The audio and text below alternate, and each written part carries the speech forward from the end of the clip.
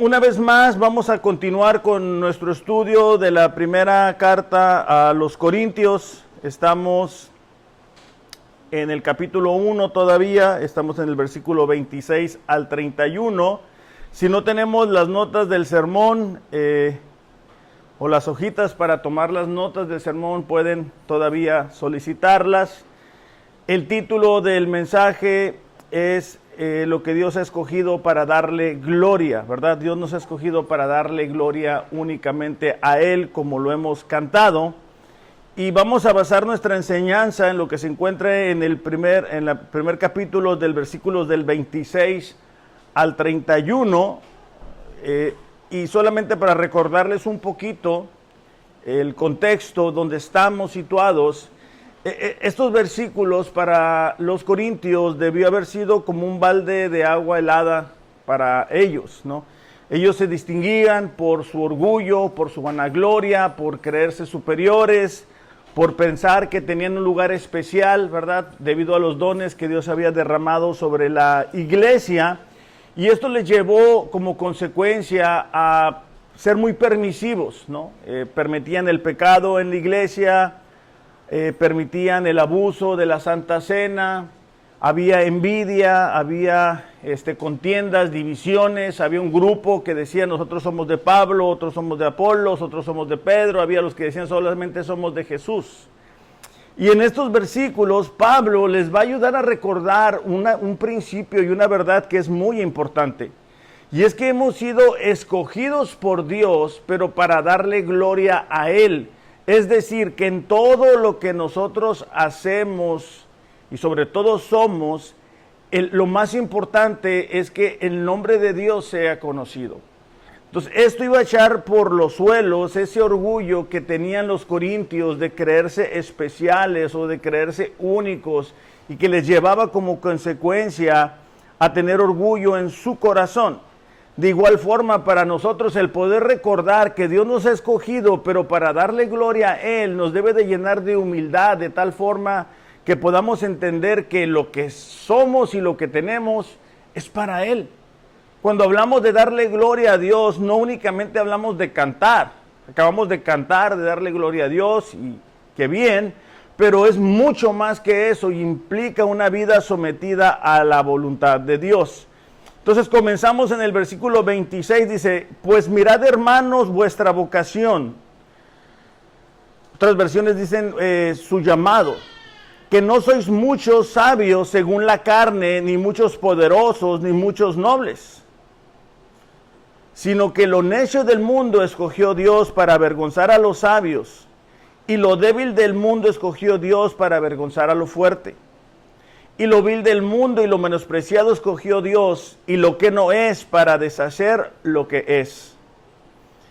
En el versículo 29 va a dar el propósito de esto. Dice, a fin de que nadie se jacte en su presencia, mas por Él estáis vosotros en Cristo Jesús, el cual nos ha sido hecho por Dios sabiduría, justificación, santificación y redención, para que como está escrito, el que se gloría, gloríese en el Señor.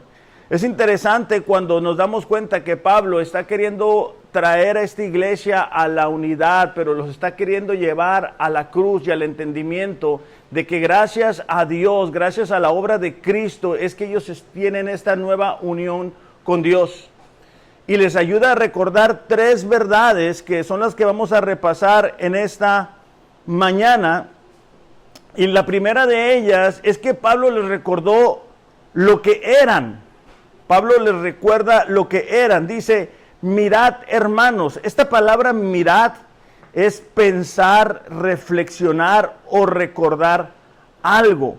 Entonces, él les dice, recuerden, piensen, reflexionen acerca de vuestra vocación, o como les digo, otras versiones dicen llamado.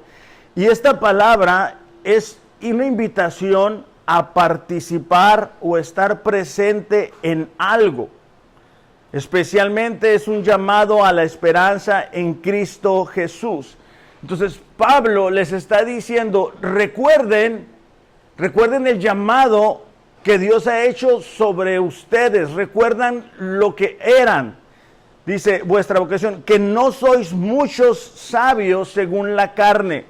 La semana pasada hablábamos cómo la diferencia entre la sabiduría de Dios y la sabiduría del hombre llevó a los griegos a ignorar el mensaje de la cruz, ¿verdad? Porque ellos querían filosofías, querían ideas. Y fue piedra de tropiezo para los judíos porque ellos querían milagros. ¿Se acuerdan que hablamos de eso, verdad? Entonces Pablo aquí está rematando ese punto diciendo, acuérdense cómo eran ustedes, de acuerdo a la gente. Ustedes no eran sabios. De acuerdo a la perspectiva de la gente, de las personas, ustedes no eran poderosos o influyentes, ni muchos nobles.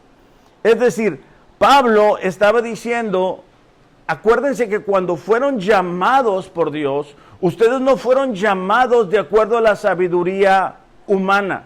Ustedes no fueron llamados por sus influencias. Ustedes no fueron llamados por su capacidad económica o por su nobleza. Entonces nos damos cuenta que Pablo lo que está queriendo hacer es recordarles ese momento en el cual ellos fueron llamados de una forma eficaz por Dios. Y esto es muy importante para nosotros porque fuimos llamados por el amor y por la misericordia de Dios. Y cuando nosotros tenemos presente cómo era nuestra vida antes de conocer a Dios, cuál era nuestro propósito, cuál era nuestra esperanza en ese momento, eso debe de surgir un agradecimiento a Dios, un grito de alabanza. Mientras veníamos para acá nos percatamos, algunos, ¿verdad?, que hay un evento en Rosarito, muy grande, de artistas muy conocidos, bueno, de música que ahora los jóvenes escuchan, y es muy triste darse cuenta cómo está la juventud, cómo está el mundo, cómo piensa la gente.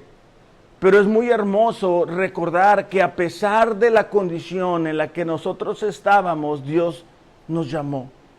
A pesar de que muchos de nosotros ni siquiera lo estábamos buscando, Él nos alcanzó por su soberanía, porque así es Dios. De hecho, Jesús en Mateo 11, 25, por favor, si lo podemos buscar. Mateo 11, 25 y 26, si lo podemos buscar en nuestras Biblias.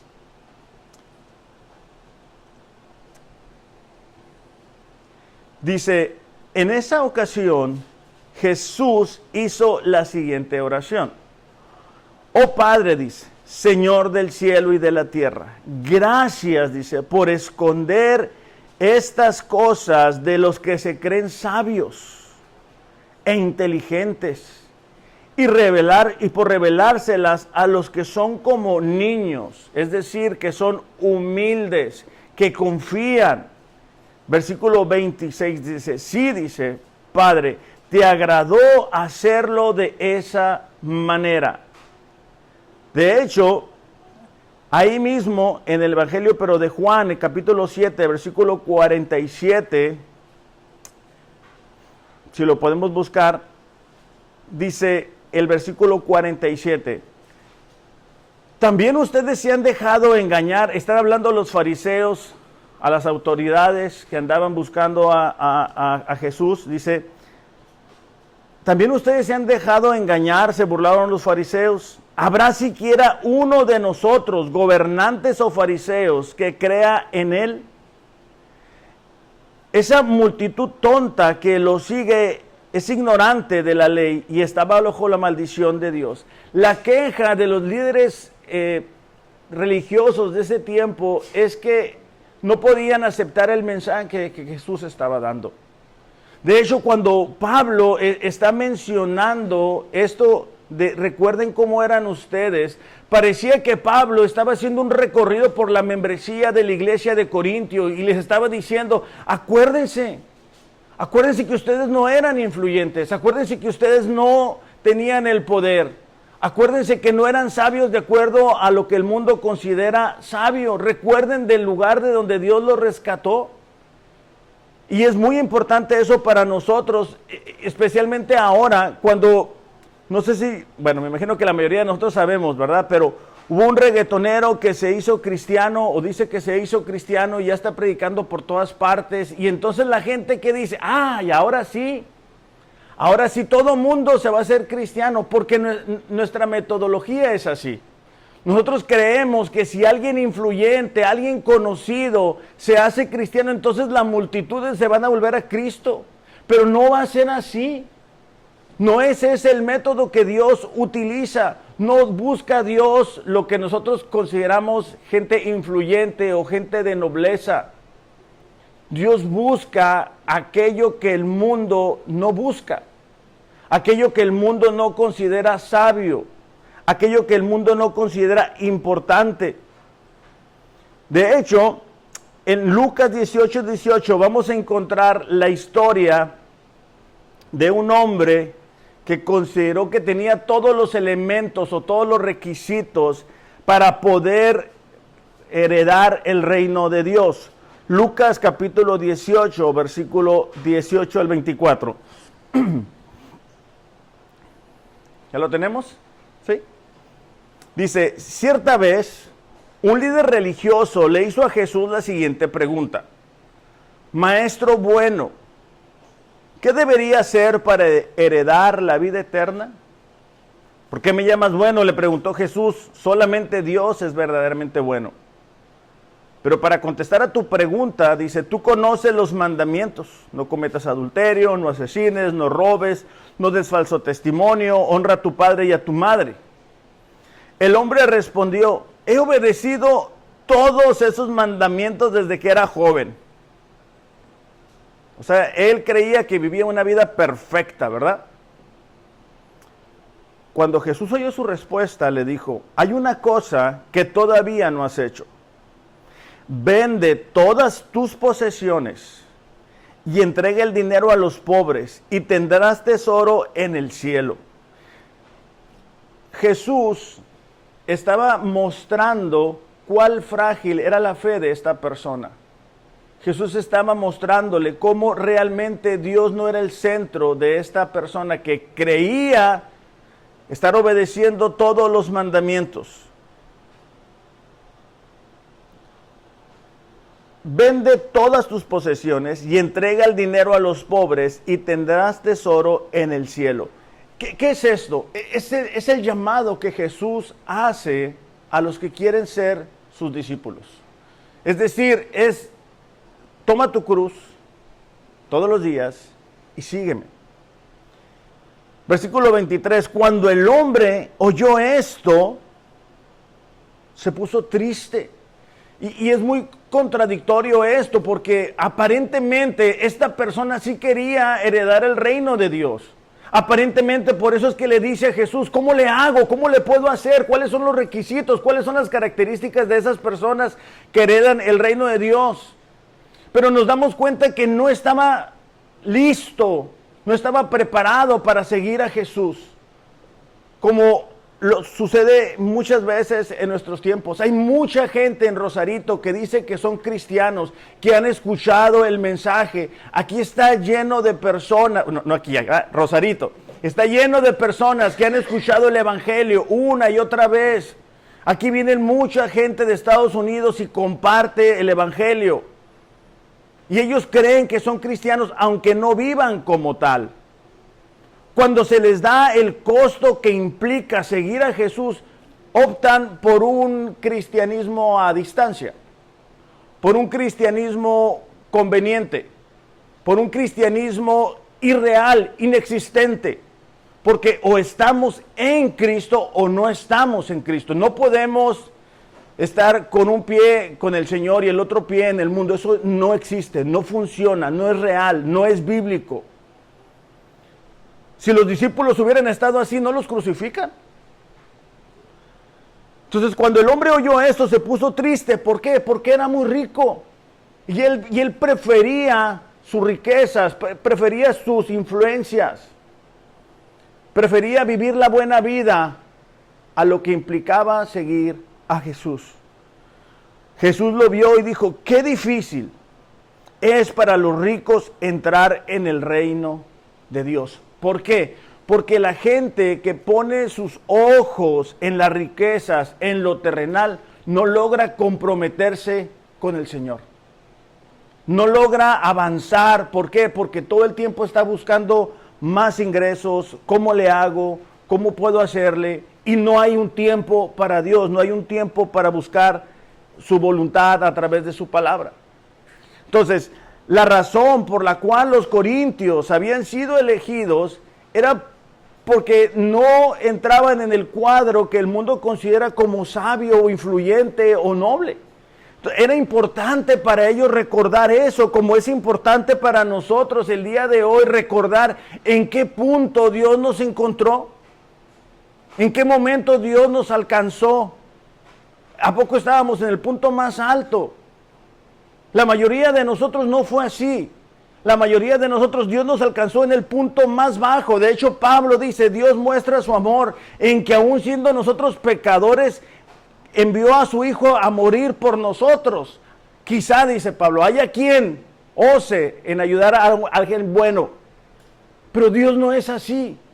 Dios, en el momento en que nosotros estábamos en el pecado, ahí encochinados del pecado, nos muestra el mensaje de la cruz, a través del cual fuimos rescatados de la perdición y fuimos pasados de la muerte espiritual a la vida eterna. De hecho, Pablo no olvidaba dónde Dios lo había alcanzado. Fíjate cómo relata su historia en Hechos capítulo 26, por favor. Hechos 26, 12. Y ahora, el que Pablo le estuviera recordando a los corintios lo que eran, era para que ellos se humillaran delante de Dios, pero también para motivarles a que todo lo que ellos eran y todo lo que ellos hicieran fuera para darle gloria a Dios. No que fuera para darle gloria a lo que ellos decían, unos somos de Pablo, unos somos de Apolos, unos somos de Pedro, unos somos solamente de Jesús, sino que ellos dijeran, todo lo que nosotros somos y todo lo que nosotros tenemos se lo debemos a Dios. Y todo lo que vamos a hacer debe demostrar ese agradecimiento. No es algo que únicamente hacemos los días domingos, es algo que hacemos durante todos los días. Entonces Pablo, mira cómo lo recuerda, dice, cuando está contando un poco de su testimonio, dice, ocupado en esto, ¿en qué? En estar persiguiendo a los primeros cristianos. Se recordarán que Pablo, ¿verdad?, estaba buscando cómo acabar con los primeros cristianos. Dice, iba yo a Damasco con poderes y en comisión de los principales sacerdotes, es decir, le llevaba los documentos que le permitía poner en prisión a estos cristianos. Cuando a mediodía, oh rey, yendo por el camino, vi una luz del cielo que sobrepasaba el resplandor del sol, la cual me rodeó a mí y a los que iban conmigo. Pablo está relatando cuando él va a atacar a esos cristianos y el encuentro que tiene con Dios. Habiendo caído todos nosotros en tierra, oí una voz que me hablaba y decía en lengua hebrea, Saulo, Saulo, ¿por qué me persigues? Dura cosa te es dar coces contra el aguijón. Yo entonces dije, ¿quién eres, Señor? Y el Señor dijo, yo soy Jesús, a quien tú persigues. Pero levántate y ponte sobre tus pies, porque para esto he aparecido a ti, para ponerte por ministro y testigo de las cosas que has visto y de aquellas en que me apareceré a ti,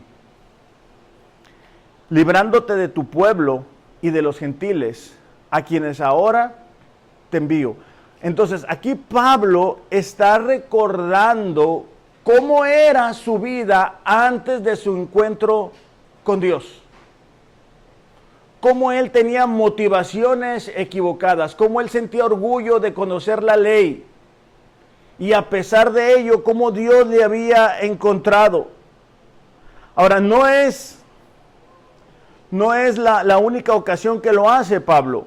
Es constante como él recuerda eso que Dios hizo en su vida. Entonces, lo primero que Pablo hace con los corintios es recordarles lo que eran. Recordarles de dónde venían. como es importante para nosotros el día de hoy recordar cómo era nuestra vida antes de haber sido encontrados por Dios. Número 2, Pablo les recordó a los corintios la razón por la cual Dios los había llamado. Número 1, les recuerda lo que eran. Número 2, la razón por la cual Dios los había llamado. Una vez que Pablo les ha dicho lo que eran, ahora dice, ¿por qué fue así? Dice, sino que lo necio del mundo escogió Dios para avergonzar a los sabios. Otras versiones dicen a los que se creen sabios, ¿verdad? Y lo débil escogió Dios para avergonzar a lo fuerte. Y lo vil del mundo y lo menospreciado escogió Dios, y lo que no es, para deshacer lo que es, a fin de que nadie se jacte en su presencia. Aquí Pablo lo que está indicando a la iglesia de Corinto es dándoles la razón por la cual ellos habían sido escogidos. Y la razón es que toda la gloria le pertenecía a Él. Él dice, Dios escogió lo menospreciado, y esta frase o esta palabra tiene su raíz en ser tenido como nada. Entonces, lo que el mundo consideraba como nada es lo que Dios escoge. Luego dice, lo que no es. Y esto tiene la implicación del peor de los insultos en el idioma griego. Era decirle a alguien, eres lo más pequeño que existe. Entonces, Pablo les está recordando a estos corintios que la razón por la cual fueron llamados era para que la gloria sea únicamente de Él. Por eso es que les dice, para que nadie se jacte en mi presencia. Para que nadie pueda decir, no, mira, es que yo nací, ¿verdad?, en un hogar cristiano y pues yo ya me sabía todo. No. Él les dice, acuérdense cómo eran. Y precisamente por cómo eran, es que Dios los escoge, a pesar de cómo eran. El Dios, en su amor soberano, ejecuta ese cambio en nuestros corazones que solamente Él puede realizar. De hecho, en 1 de Timoteo, capítulo 1, versículo 15, Pablo, escribiéndole a su discípulo Timoteo, fíjate cómo lo expresa en 1 de Timoteo, capítulo 1, versículo 15.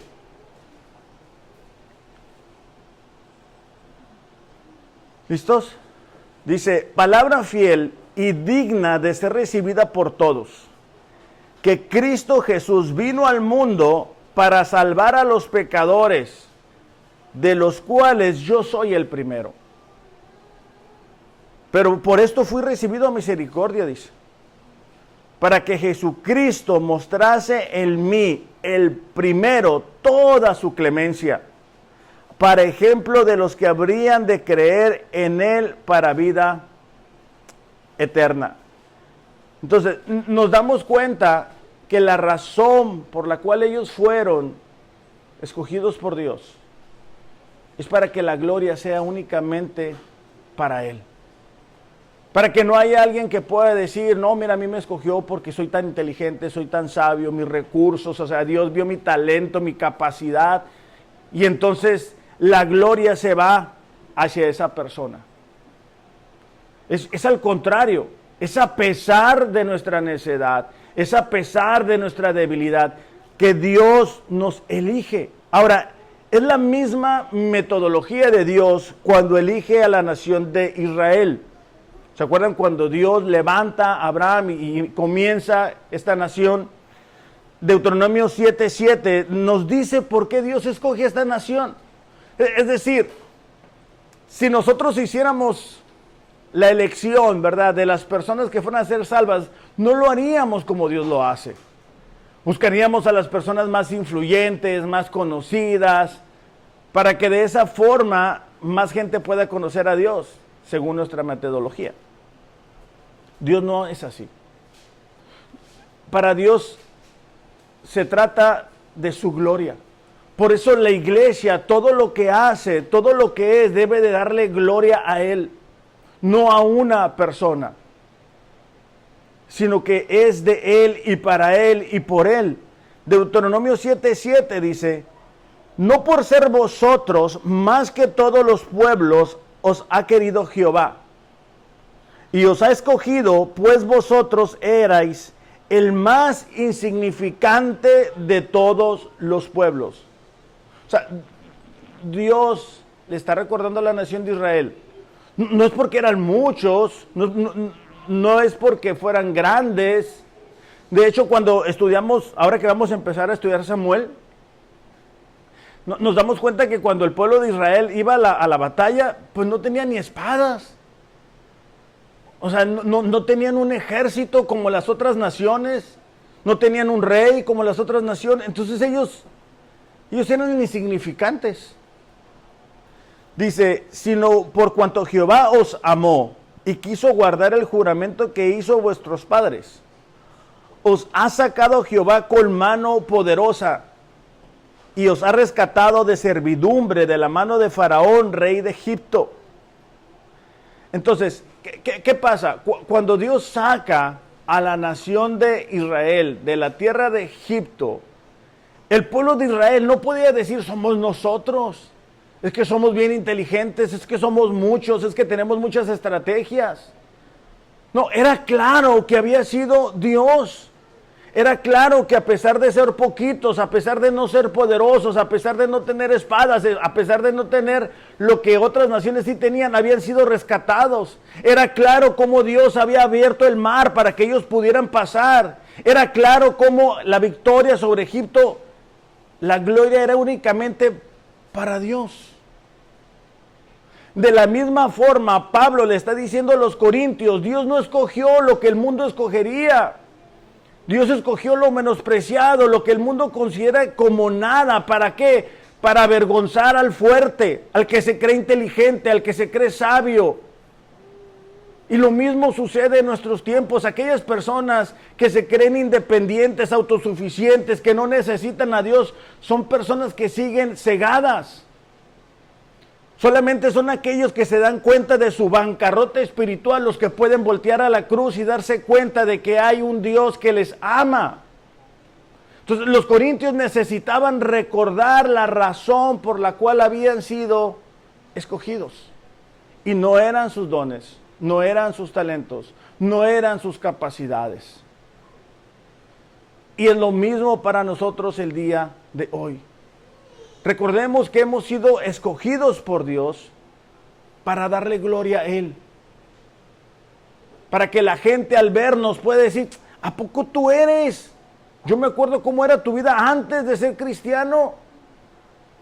Yo me acuerdo cómo hablabas, cómo pensabas, cómo actuabas. Y a pesar de todo ello, Dios nos escogió. Porque cuando Dios escoge lo que el mundo no escogería, toda la gloria es para Él. Y solamente para Él. Y es claro que Dios fue el que nos escogió. Entonces, Pablo les recuerda, número uno, lo que eran. Y Pablo les recuerda la razón por la cual habían sido escogidos. Número 3, Pablo les recuerda a los corintios todo lo que tenían en Cristo. Es triste a veces ver a cristianos desanimados, cansados, como que se sienten solos o sin esperanza. Y entendemos que el tiempo está complicado. Pero para los corintios, tanto como para nosotros, es importante recordar todo lo que tenemos en Cristo. Porque hay veces que por estar buscando la añadidura, perdemos lo más importante que tenemos, que es nuestra relación con Cristo. Dice, mas por Él estáis vosotros en Cristo Jesús. Es decir, es la obra de Dios, es gracias a Dios que estamos en Él. Es gracias a eso que estamos en Cristo Jesús. Dice, el cual nos ha sido hecho por Dios sabiduría, justificación, santificación y redención, para que como está escrito, el que se gloría, gloríese en el Señor. Es decir, si alguien va a sentirse orgulloso, bueno, siéntete orgulloso de ser hijo de Dios. Siéntete orgulloso de haber sido escogido por Dios, no por tus talentos, no por tus dones, no por tus capacidades, no por de dónde vienes, sino que cada uno de estos elementos, sabiduría, redención, santificación, justificación, nos deben ayudar a darle gloria a Dios. Esto es un recordatorio de lo que Jeremías le dice, ¿verdad? De Jeremías 9, 23 y 24, el que se ha de gloriar, gloríese en el Señor. Entonces, primero los cristianos reciben sabiduría, es decir, pasamos de tener la sabiduría que el mundo tiene a tener la sabiduría que Dios nos da y comenzamos a ver la vida de una manera diferente. Comenzamos a dejar de ir junto con la corriente, con lo que está de moda, con lo que la cultura dice. Por eso es que ahora que han comenzado a introducir ideologías, el grupo que se antepone a ello es el que conoce la palabra de Dios, es el que entiende lo que es la verdad. Fíjate cómo dice en Juan capítulo 8, versículo 31 y 32, por favor. Juan capítulo 8, versículo 31 y versículo 32.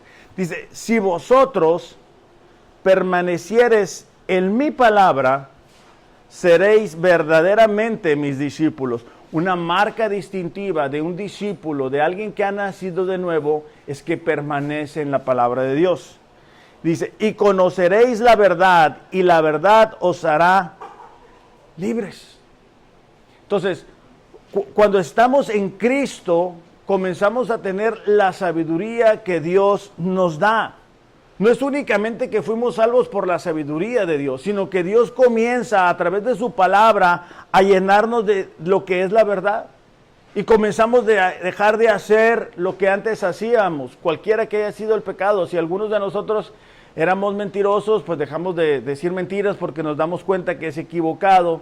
Si algunos cometíamos otra clase de pecados, bueno, Dios nos va ayudando en ese sentido.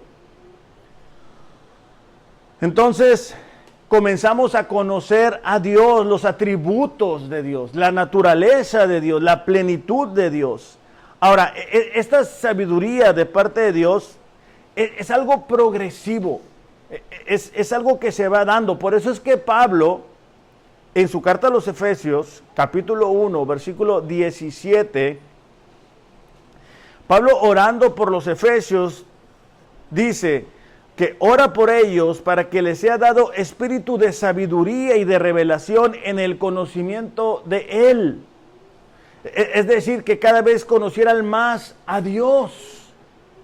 Luego en el 18 dice, alumbrando los ojos de vuestro entendimiento, para que seas capaz de conocer cuál es la esperanza a la cual Él los ha llamado y cuáles las riquezas de la gloria de su herencia en los santos. Es decir, Pablo estaba orando para que los efesios entendieran todo lo que tenían en Cristo Jesús.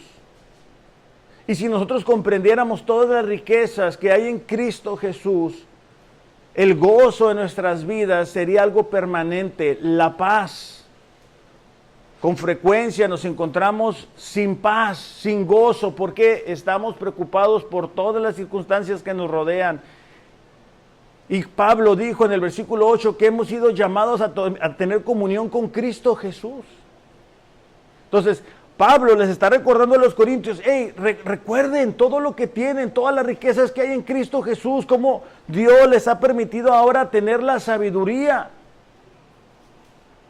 Número 2, dice que les ha permitido tener la justicia, y esta palabra significa, ser recto, ser como debe de ser. Cuando hablamos de la justicia, es que cuando nosotros hemos pasado de muerte a vida, cuando Dios nos da el entendimiento de la necesidad de un Señor y Salvador, la justicia de Cristo nos es aplicada a nosotros. Y eso es una justicia que es imputada a nosotros. No es que nosotros vivimos de manera perfecta, nosotros no vamos a vivir de manera perfecta.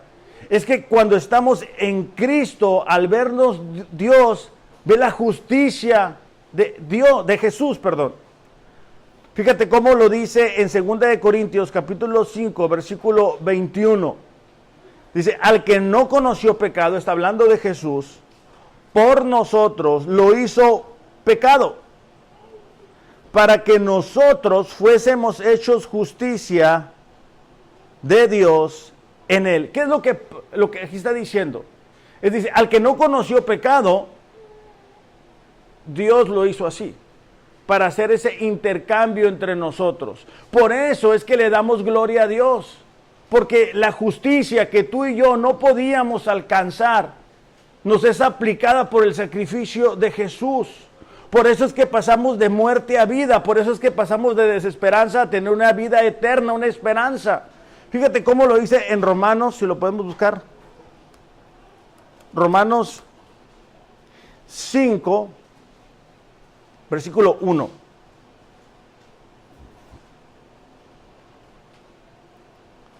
Dice, por tanto, habiendo sido justificados por la fe, tenemos paz para con Dios, por medio de nuestro Señor Jesucristo. Otra versión lo dice así: tenemos paz con Dios gracias a lo que Jesucristo, nuestro Señor, hizo por nosotros. Entonces, lo que nosotros no podíamos hacer de cumplir toda la ley nos es aplicada. Entonces, Pablo una vez más les está recordando, hey, ustedes ya tienen la sabiduría de Dios, ustedes han sido declarados justos. El tener la justicia de Dios nos permite acercarnos a Él, nos permite tener paz con Él, nos permite ser llamados hijos de Dios, una cercanía con Él. Y claro, nos habilita para comenzar a vivir de una manera diferente. Por eso es que es esto tan importante para los corintios como lo es para nosotros. También dice que les fue concedida la santificación. ¿De qué hablamos aquí? Creo que hace 2 semanas dijimos un poquito de esto. Es que hemos sido apartados por Dios para un propósito. Pero también eso implica cómo el proceso de madurez espiritual se va dando en la vida del creyente. Una persona que ha nacido de nuevo es una persona que por Dios ha sido apartada, que ha sido puesta de un lugar a otro. Pero es una persona también que tiene que madurar espiritualmente. Esto es algo progresivo. Por eso es que cuando miramos a una persona que dice que es cristiana por X cantidad de tiempo y no ves el carácter cristiano, tenemos la duda de si realmente nació de nuevo. Porque una persona que ha sido apartada por Dios va a andar en el Espíritu, es decir, va a andar conforme el Espíritu de Dios le muestra. Va a ser transformado a la imagen de Cristo, el carácter, el dominio propio, la paz, la benevolencia, la generosidad, la amabilidad. Son frutos de que el Espíritu Santo da en la vida de una persona. Entonces es transformada, comienza a vivir de una manera diferente. De hecho, es constante en las cartas de Pablo, como Pablo en los primeros capítulos muestra la doctrina, muestra lo que son en Cristo. Y luego él hace una transición casi siempre a la mitad o en los primeros capítulos a que ellos puedan vivir de acuerdo a su nueva identidad. Vamos a verlo muy rápido en Efesios capítulo 4, por favor. Efesios capítulo 4. Dice en el versículo 1, por lo tanto, yo prisionero por servir al Señor, les suplico, lleven una vida digna del llamado que han recibido de Dios, porque en verdad han sido llamados. Entonces, Pablo está diciendo, hey, han sido llamados, vivan de acuerdo a ese llamado. De hecho, en el versículo 17 dice, con la autoridad del Señor digo lo siguiente, ya no vivan como los que no conocen a Dios. Ellos tienen la mente llena de oscuridad, vagan lejos de la vida que Dios ofrece. Entonces dice Pablo, no vivan como los que no conocen a Dios. En el versículo 23, ahí mismo en Efesios 4, dice, en cambio, dejen que el Espíritu les renueve los pensamientos y las actitudes, pónganse la nueva naturaleza que ha sido creada a semejanza de Dios. Entonces, cuando hablamos de santificación, hablamos de que hemos sido apartados por Dios para ese propósito y cómo Dios nos va madurando, nos va cambiando en actitudes, cómo va formando nuestro carácter. Todo eso es parte de estar en Cristo. Número 4 dice que hemos sido redimidos. Y esta palabra redención significa pagar el precio. Gracias a lo que Jesús hizo en esa cruz, Él pagó el precio por nuestra libertad.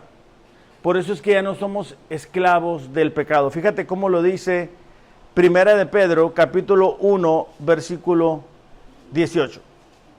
Primera de Pedro, capítulo 1, versículo 18.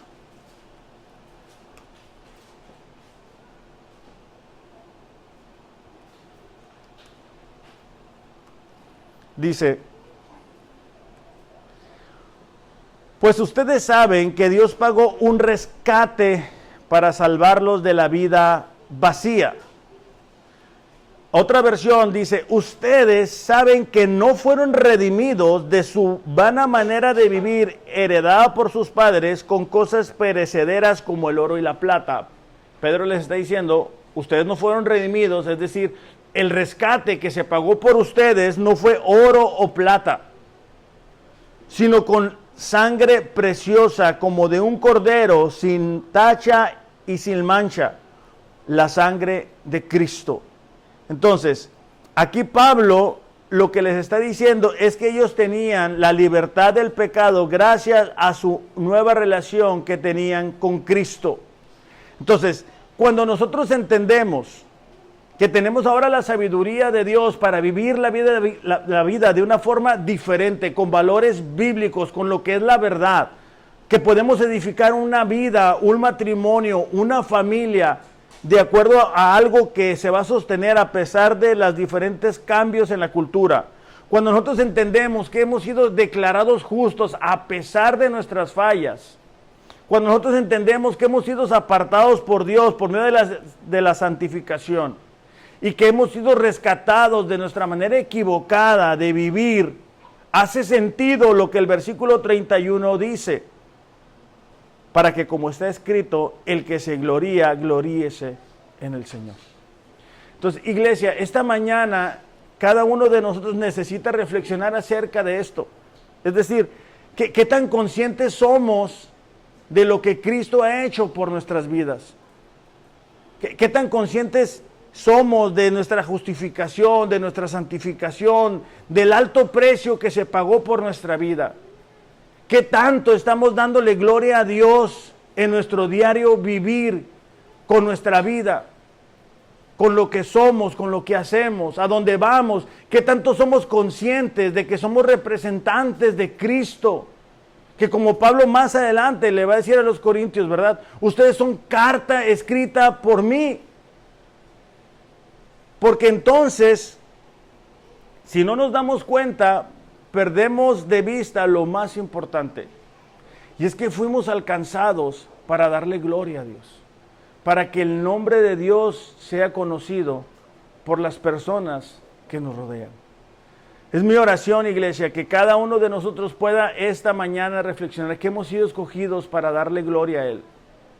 No hemos sido escogidos para tener un mejor trabajo.